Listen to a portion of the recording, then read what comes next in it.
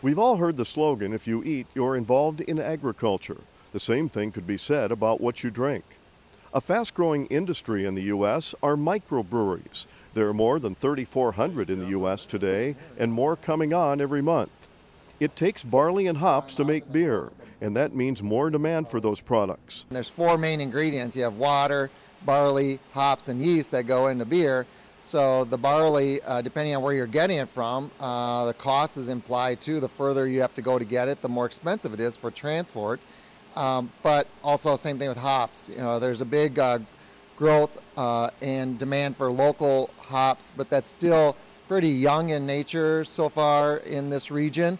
So the bulk of our hops would be coming from the western part of the country, but there's a large initiative locally within our state to start growing hops more. This locally owned brewery has seen tremendous growth. The reason? People like their beer and the connection to the beer.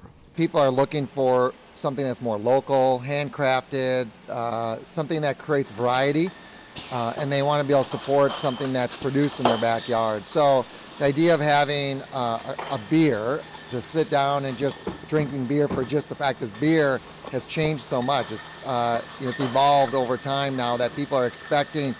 When you stop into a place, they're asking what's local, what can you get that's produced in the area.